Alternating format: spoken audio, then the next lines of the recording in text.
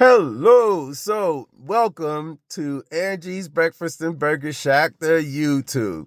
Now, the reason why I'm doing this is because most of the time, folk ask us a lot of questions. We get into a lot of different conversations about stuff. So I figured, we might as well make a channel so we can put it all out here for folks that want to know can know. So here we go. Now, I guess the first we'll open this thing up with, the first question I usually get from folk when they say I start talking and they'll be like, "Oh, you're American." Yep, I am really an American. Um, and then they'll ask, "Well, what brought you down here?" Then I'll point at Angie. And then, well, how did that work out? So long story made short, or short as possible, back in the States, I was, my regular 9 to 5 was landscape construction. I did everything from the mowing the lawns to what you guys call a tree surgeon, which I really like because, you don't have names that fancy for us guys. We just tree guys, you know what I mean? But yeah. Everything from, mowing the lawns. Basically, my thing, I specialized in, if you get to a property and the person has a slope and they don't want a slope there, they want a hill, or they want it like this, or they have a hill and they want it to be a slope or whatever. But we would come in and change the entire dynamic shape of the whole property. If they wanted, we'd put trees where they wanted trees. We'd take away trees if they they bought a piece of forest and they wanted to turn it into a parking lot, that kind of thing. That was us, right? And when that was my regular 9 to 5, but then I was a remote tech specialist, okay? And my brother owned an IT firm, so I'd come home and I'd do gigs for him, And that's how me and Angie actually met, because she worked for a firm that made parts for American military F-16s, F-22s, that kind of thing. She was a supervisor for that company. So when that company needed overhauling on their systems, long story short, I was the one that got picked for the gig. So I need somebody on the other end to push buttons, turn this on, turn that on, that kind of thing. So that's where, I met her. She was the supervisor at the time. So, okay. Now, during the course of the job, there was times where I'm trying to get things done straight through, and she's like, "Oh, gotta go for, tea time and, tea break." And I'm like, "Come on, man, what's this business with this tea break thing?" I'm finding out, oh, that's a real thing, you know what I mean, in England, huh? So I kept ribbing her about it, like, "Yo, come on, man, let's knock this out." Well, anyway, after the gig was over, she says to me, "Yeah, so how about I come to New York for one of these, coffee breaks or tea breaks, and then, introduce you to an English tea break." I'm thinking she's obviously pulling my leg. So I says, "Yeah, I only live a couple of minutes from JFK, so let me know when you get there. I'll come swoop you up." I thought she was pulling my leg, all right? So a little while later, I get a phone call. I'm like, "Hello?" She's like, "Yeah, I thought you said you was going to be over here to pick me up." I'm like, "Where the hell are you?" She's like, "I'm at JFK. I was like, "Oh, all right, I'll be there in a couple of minutes." Good thing I really did only live a couple of minutes from JFK. I jump in the whip, fly down there. She's there with her mom, all right? I'm like, "Oh, hello." The mom's like, "Yeah. I came just in case, you was like an axe murderer or something, and I was like, all right, well, I'm not, but, it's great to have two women that flew all the way over here to come see me. So I grabs each by the arm and I'm balling, you know what I mean? You couldn't tell me nothing. So I took them around, showed them off to the friends and family and the whole thing, I'm the Brooklyn kid that had two English women hop off a plane for me. So, anyway, that's how that kicked off. All right, she flew back and forth a couple of times. I then flew to England after that visit, and all that, and that's what started it. Well, after a bit of flying back and forth, we started trying to figure out about, at first the idea was for her to move out to the States. But we found out that even though her clearances were for, the company, the clearances for our parts and all that, they start over once she, comes back, or she came to the United States, her clearances would have start over. So she basically would have went from being a supervisor to like the mailroom. And it was like, nah. So I'm like, nah, hold up. Do y'all have green stuff that grows and needs cutting in the UK? Uh-huh. Do y'all have internet in the UK? Uh-huh. Do y'all have Wi-Fi in the UK?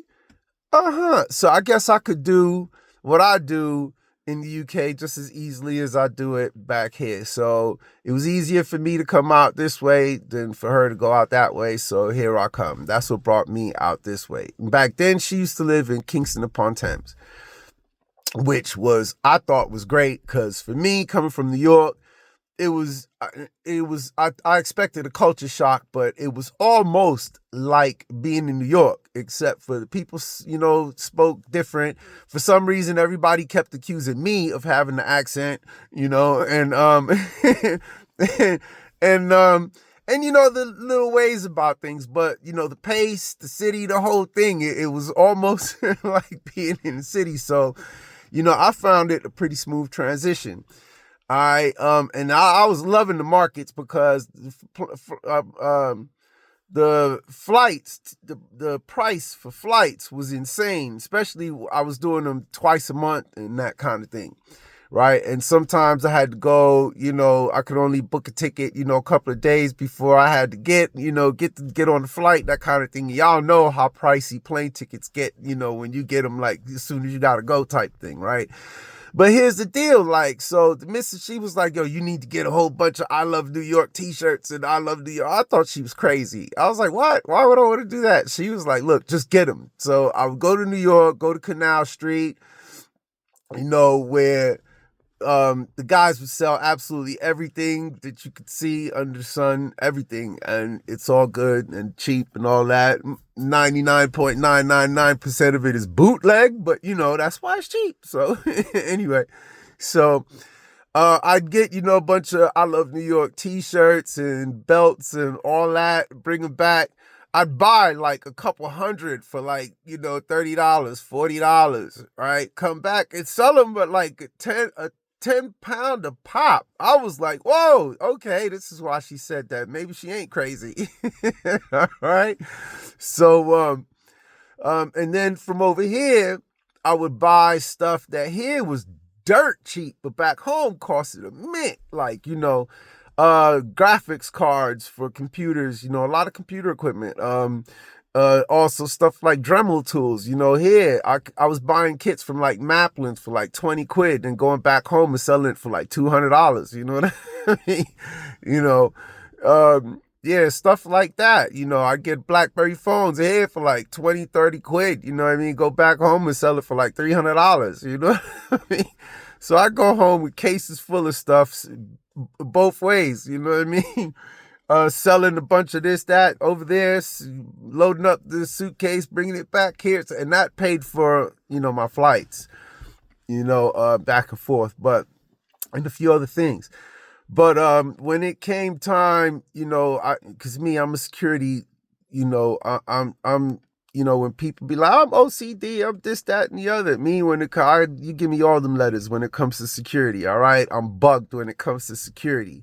Okay, so that constantly being on the planes and whatnot, I'm just not liking it. Okay, I don't like flying. I don't have any problem with the plane, turbulence, none of that. I got problems with people that look funny, that look like, they doing stuff funny, or, what I mean? Like, just everything that looks like, something might be happening. This dude might be doing something. Person might be just getting up to the bathroom going to wee. I'm like, why are you getting up to go to wee now? You know what I mean? Like, I didn't see you have anything to drink. What are you really doing in that bathroom? You know what I mean? So, yeah, I'm bugged. I was like, look, as soon as I can stop flying, I'm ready to stop flying. So when we knew this thing was serious, I started putting in the papers for leave to remain and all that. And as soon as I got mine and I got cleared for leave to remain, I was like, yeah, that was the end of me going back and forth. Okay, so there was that. Then, I'm out here. So I was doing the markets thing and all that. Because at the time, you're not allowed to work and all that. And I've never been to benefits and none of that. Look, my people are Haitian, okay? I'm from New York, but my folks are from Haiti. And if Haitians are known for anything, they're known for having 5, 6, and 7 jobs a day, all right? They go to a bunch of different jobs. That's a joke about Haitians, okay? We get jobs, and more jobs, and try to do them all, all right? It's nothing nations like more than a paycheck, okay? So for me, it was about, all right, I can't go to this place and put in the application. Man, did you see what's going on with the markets out here? I'm good, you know what I mean? So that was the thing. I was going back and forth to that, doing all that. But then, okay, when it came time to, purchasing a property, obviously that was not happening anywhere in or around London, Kingston, none of that. So, long story short, her parents were looking for places and that, and they were looking Harwich and Clacton, and they wanted us to be close. So that's what made us look in those areas. When we seen this property here, the property basically had everything already done. All we had to do was move in, which was great because we scraped together absolutely everything that we had to buy the place outright. And there was like nothing left. All the other places that we saw, once you bought the place, then it needed this, it needed that, it needed this and this and that and this and that. And we wasn't going to have none of that. No money left to do nothing. All right. So when we saw this place, it had everything was already done. All we had to do was move in. We were like, yeah, safe. Okay. So we took this place, and that's why we ended up out here in Clacton. Now, at first, I was driving back and forth from Clacton to Kingston to work for a firm that I was working for in Kingston. And just to driving back, staying out there, driving out there on a Monday, coming back on a Friday, that was getting like long-winded. So I was anxious to like get out of that. Well, we started doing the markets and car boot thing out here. The kids fell on to American candy. I seen how much it cost out here. And I lost my top because back home, price gouging is a thing. It's illegal. So you're not allowed to like super raise prices for things just because demand is high and supply is short. So when I saw, folks were selling stuff that I knew cost £1, but they were selling it for $4 and whatnot, I was like, oh, hell no. We're going to smash this right in the face. All right, because this is not correct. And then the missus was like, Angie was like, how about let's sell American candy? I was like, all right, let's do it. So I was already hip to the market. So that's what made us jump out there and do the American candy thing, because I was like, look, first of all, this stuff is not jewelry. It's candy. It's not supposed to be expensive like this. And I felt like, everybody that was out here trying to sell it was taking the piss. Because the truth is, right, American candy is already priced to sell at a profit. Like if you see some of the bits, like we have boxes of Mike and Nikes that say 25p on the box. It says 25p on the box because back home when it sells for a quarter, 25 cents, right? The retailer that bought it, you paying 12, 13 pence sometimes for the box, when you buy them in bulk. Each one, it costs you 12 or 13. So when it sells for 25 cents, that's your profit already there. It's printed on the box because it's made to sell at a profit. So when folks are selling that same pack for 75 pence, a pound, £2, I was like, yo, they taking the piss.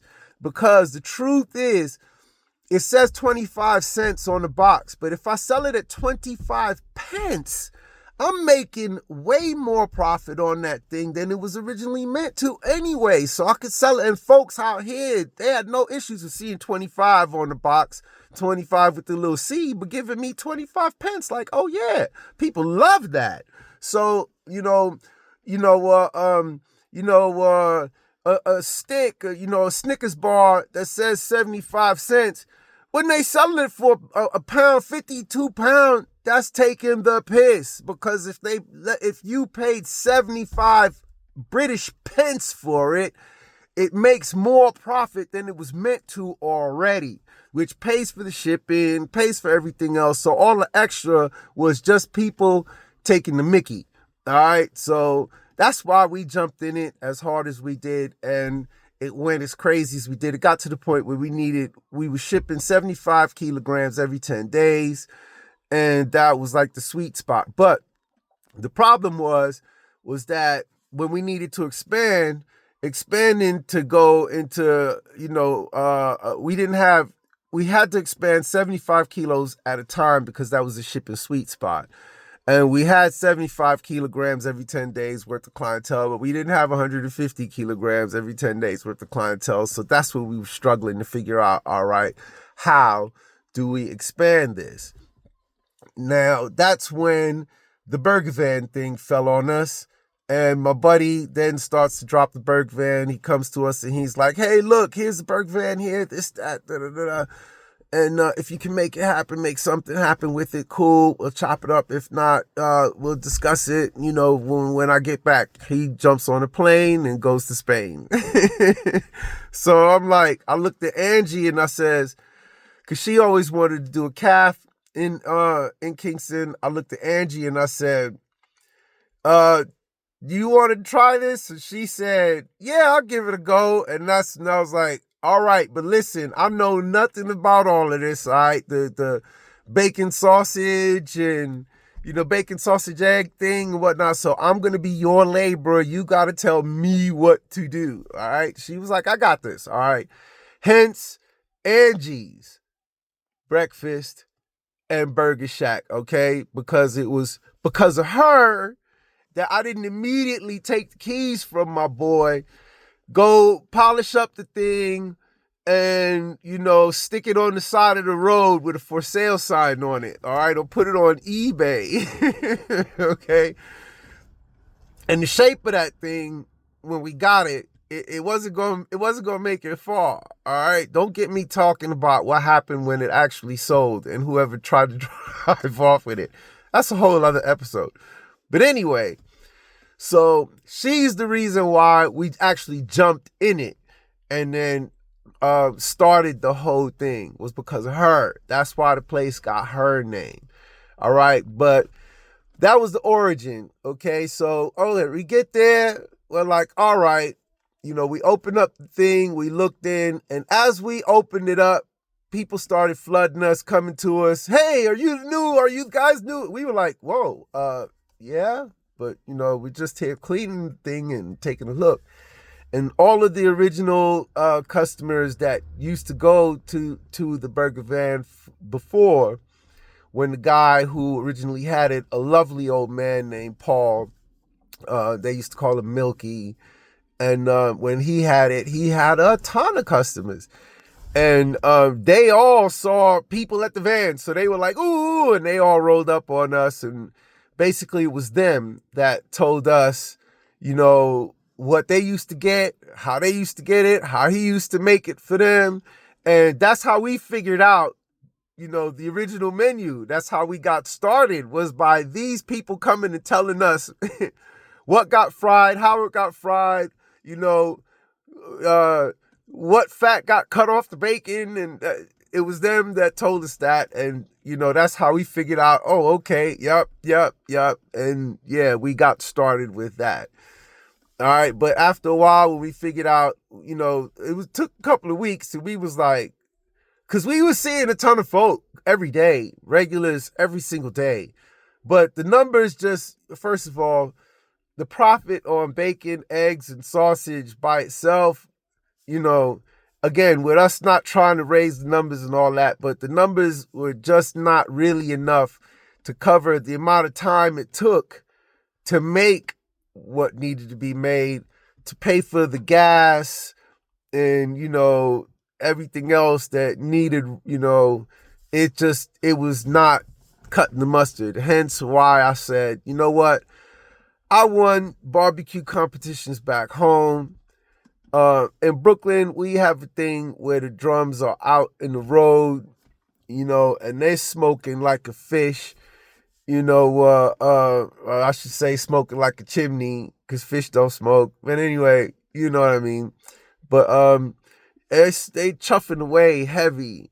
And, it's a thing. So I thought, back home when they smoking like that, you on a bus driving through the smoke, you're instantly hungry. I'm like, we're on Jaywick Lane. Let me try to do Church Avenue on Jaywick Lane. So broke out the drums, started building the drums. And yeah, that's how all of that happened. So that's like the whole origin story right there. And that's how I got out here. That's how we ended up out here. And this is why Angie's Breakfast and Burger Shack, ended up in Jaywick doing the whole thing. So if anybody else wants to know anything about the origin and all that, how we got out here, hit me up. And that's it for episode 1. Enjoy.